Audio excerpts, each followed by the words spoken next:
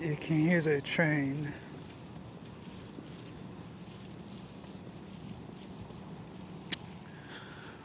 I'm walking my 3 miles that I walk every night. And I listen to podcasts from really cool people that are very successful.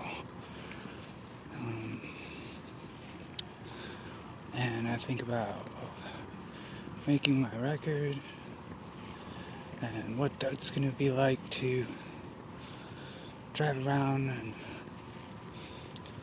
have a home on wheels and a puppy that hopefully my girl, Miss Christy Speth,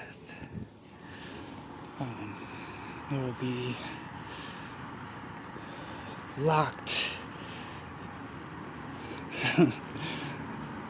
inside the van. No, I just hope that I get to see her before shit starts up. And I'm really like, I don't know if I'm down or if I'm mad or I'm just fucking going cuckoo because I do not want to be working my cushy ass job that is not hard at all and pays just as much as the shit construction jobs that I started with here in Nashville. And yeah, I have to keep going to this house that I got hooked up with. And it's like, it used to be a halfway house for men, but it's not anymore. But like, it's definitely a sober living environment. I can't drink at home, can't smoke. And like, occasionally someone will wake me up and bitch that my room is too dirty, tell me that I'm a liar, because I didn't fucking spit polish the kitchen floor or something. Like, yeah, so Christy was like, I got a surprise for you. I was so stoked. I was like, she's on her way. And I didn't hear from her for like a day or two, and then I did, and she's with another group of kids, and they're fucking hopping back to California because her friend broke up with some girl or got dumped or something. So I'm not exactly sure what all that entails. Like,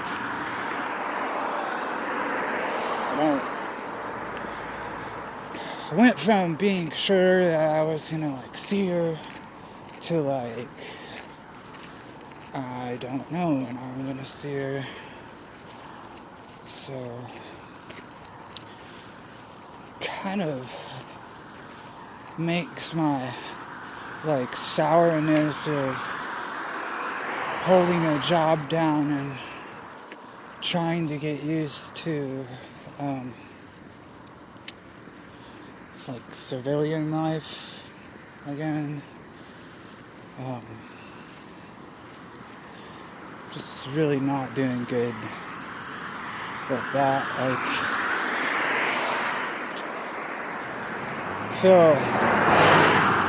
feel very trapped, which I shouldn't, because this is just what needs to be done in order to make this record.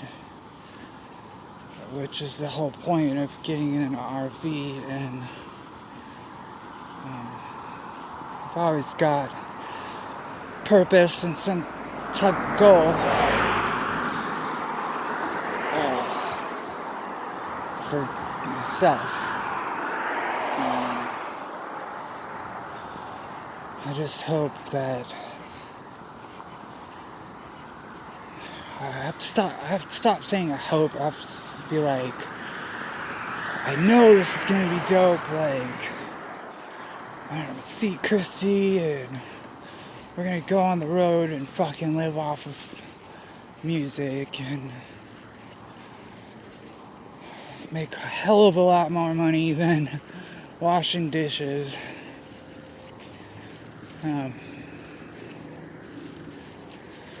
And be making good on a lot of connections that I've formed over the past 20 years. As far as being a monk and doing that for 10, 11 years. And I asked my guru, like, what should I do? You know, you're about to leave your body, everybody knows it, and like, I'm in complete service to you, so what do? And I gave like a Yoda answer, which is kind of funny. It's Yoda. It's like, you will see me everywhere, in everything. Do not fear. Go back to the community that you left to become a monk,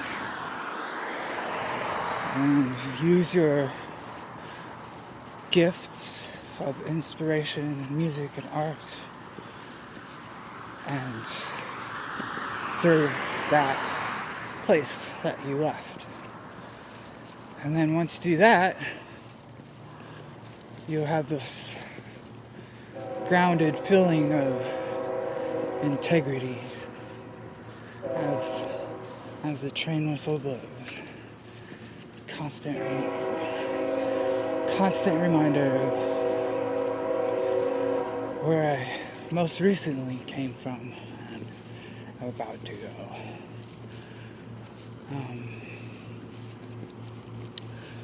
I'm like really so in love with this girl, and it gives me goosebumps to think about it. Like, it's so real. Just, I don't know, I never thought that, like, I would feel like this. It's beyond dreaming and imaginations. It's fucking real. It's real.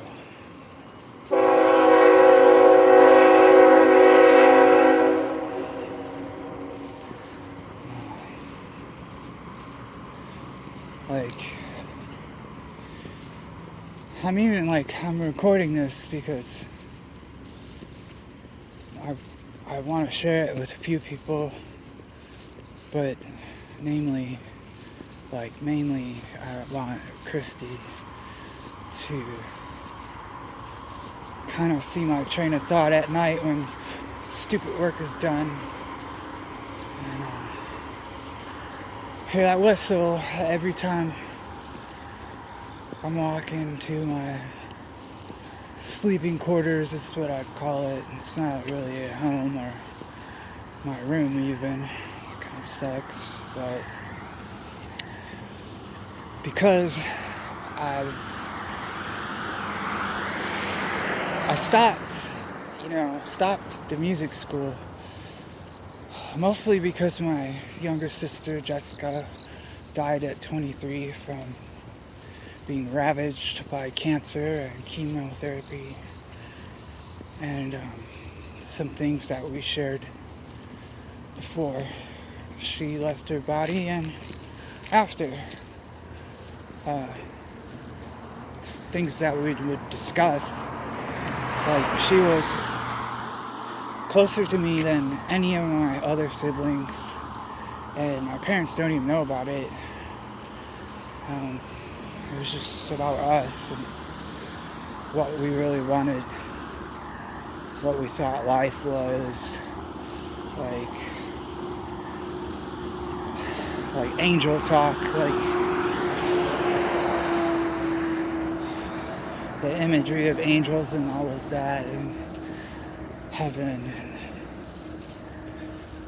just life, and just being like this precious gift that, you know, you just can't waste because you don't know what's around the bend.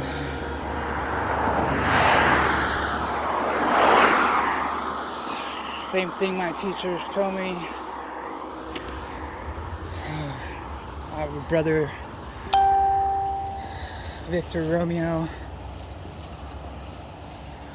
who passed away a few months ago from overdosing on heroin. And he's actually supposed to be here in Tennessee. That's why I waited so long. Been here a couple years now.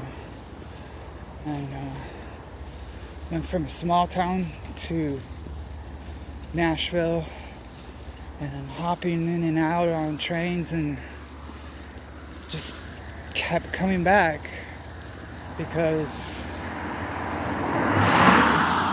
of these amazing connections that I made and what it leads to next. And I spent about a week on my farm. Like, our old house was burned down. Some kids broke in and partied there and used a bunch of the paint that we had stored up there and burnt the house down and the bridge leading to the place. The city replaced the bridge.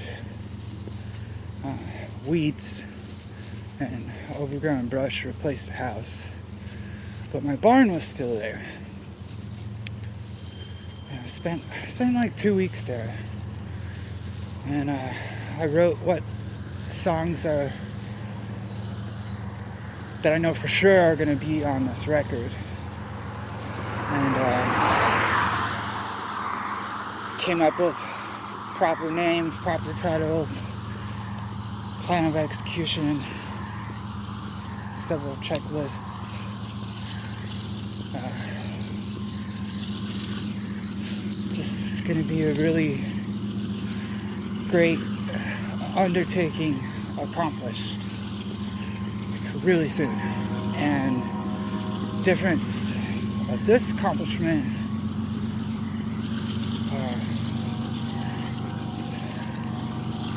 this is like what I'm going to do with the rest of my life, and it's going to affect everything.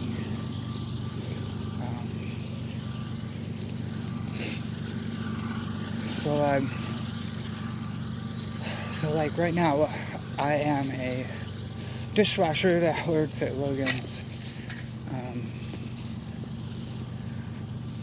I was a monk. I was a trained kid. I've been homeless.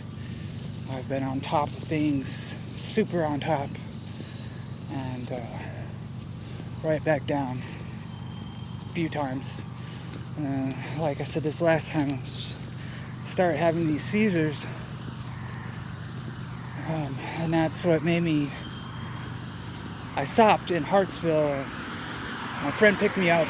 I left that barn and went with him, and then I went to his mother's house, which is my godmother, Frankie Francella, and they just blessed me and helped me get my shit together. And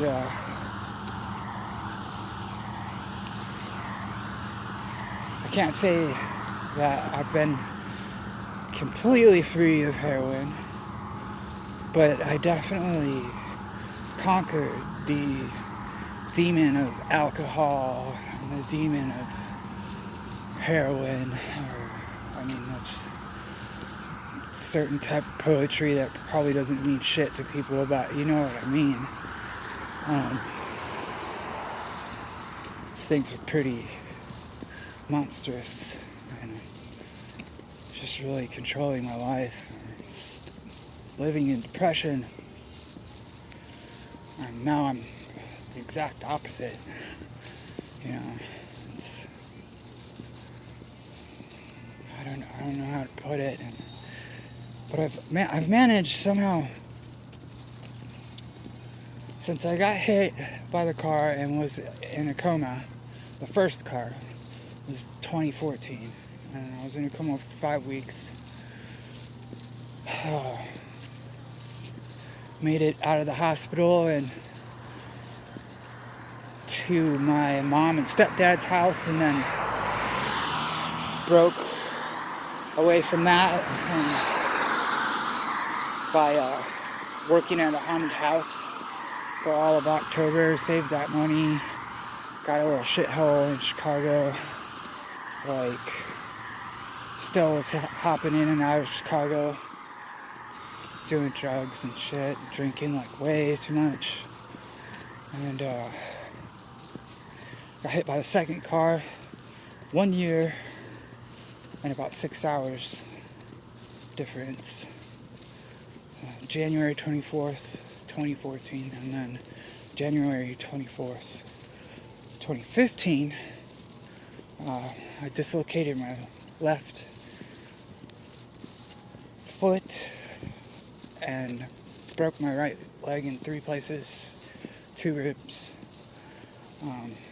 They were afraid that I had broken something in my neck, but they couldn't tell, or I had to wear like a neck brace and like eat through tubes again, and that was some really good fucking morphine, so I was kind of pissed about that, because once I got my shit together again at my parents' house the next year and did the haunted house thing again, I got, like, they tricked me, took me to Chicago to where my friends were, and kids were going to be coming through Wicker Park, and I was going to see all my train friends, and you know, it was supposed to be great, but my parents just ditched me there, and I got hit by a third car. It's the same area, not the same place, and my friends were like, dude, you had an anniversary with the pavement already, like, what is your fascination with getting hit by cars? I'm like, it's not a fascination.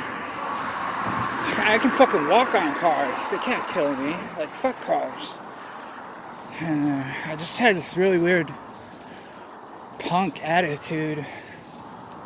Definitely a Dharma punk. Read that book if you get a chance. Jack Kerouac is the reason why I started riding trains when I was like, I don't know, like 19 or something. Anyway, so found myself in Wicker Park again, and I lived through a Chicago fucking winter in a wheelchair. And after getting hit that third time, they caught that person, and I got a settlement of $11,000, went back home, and my mother tricked me and said that I ordered your birth certificate so you could get an ID and stuff, but they haven't come yet. You can use my bank account. This is where everybody goes, oh fuck, dude, they stole it. Yeah. Sure enough, they took all my money, and they tried to say that I was a sloppy drunk and fucked it all off in 3 months. But somehow they managed to pay their mortgage and get their house caught up in just enough time for me to make a few trips. And I came back from the road and wasn't gonna take shit this time. And I was like, you guys owe me a lot of money. I don't care what you say. Like, you sold it. And that was my chance, I mean, and I thought about that for like pretty much until a few months ago. I just like was so angry. Like that $11,000 was mine, and I would already be in an RV and probably be recording my second album by now. But I'm not gonna sit here and whine and complain about shit. So, point is, I came back after some time on the road with Victor, had my head on straight. My old man had thrown my mom down the stairs to the basement, back stairs, 8 times, and said that she was trying to do laundry and she just fell and he couldn't handle her drinking anymore, which is an absolute joke because they've been cocaine addicted, super alcoholic fuck ups since I was, I don't know, like first, second grade. I left home at 12, was emancipated at 15, and had an apartment with all the rich gay people in Boys Town. Graduated high school early, started several businesses.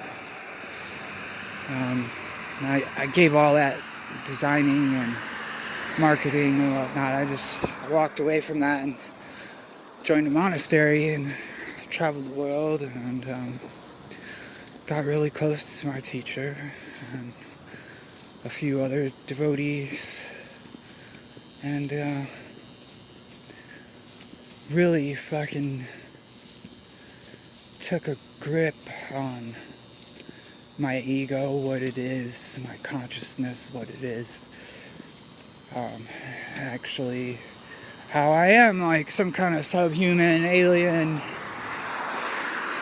My Dharma punk friends, Dharma bums around America all said I was just really bad at being a human. I thought they meant that I was a bad human, like I suck. And they were like, no, it's you're from somewhere else too. Just we don't know what's gonna happen or why your life is the way it is and who you are. All these things that were essential parts of me developing into the person I am today. I've always had a connection to the Great Spirit. I see what American people refer to as God. I would call it the Creator or the Great Spirit. And Christians have this concept of the Holy Spirit. And like to me, that is the only thing that is real for me on planet Earth.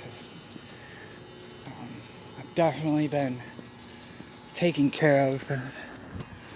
I definitely have died and come back and seen shit and experienced that. But and like hitting the bottom, I don't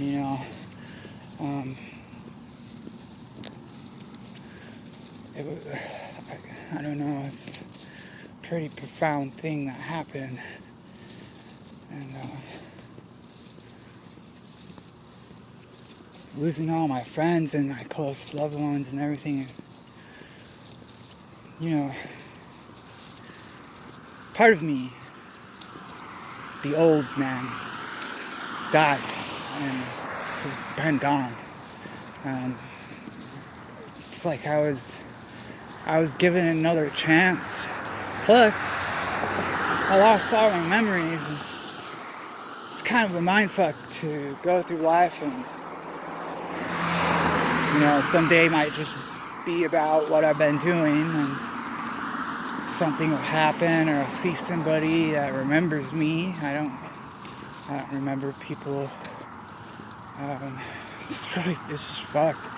But I had made such a strong presence for myself that things came back. Some things were like coming back to haunt me, and some things I have been able to just choose to, like, I don't want to remember that. Like, I can see where this is going, and fuck that. Like, it was erased. I don't have to do that anymore.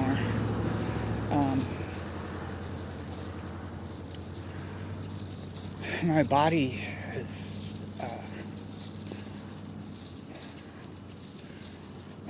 is like a fucking amazing thing. It just fucking heals, and I'm walking. Like, I was told I'd never walk. I was told, like, you know, all the disabilities that I would have and all these things, and here I am, Tennessee, like, working, walking, fucking everywhere. Just started to be able to run.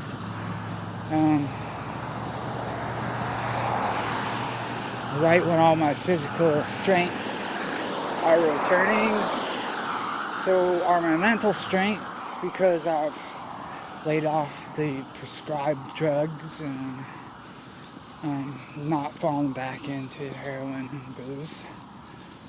And I'm not, like,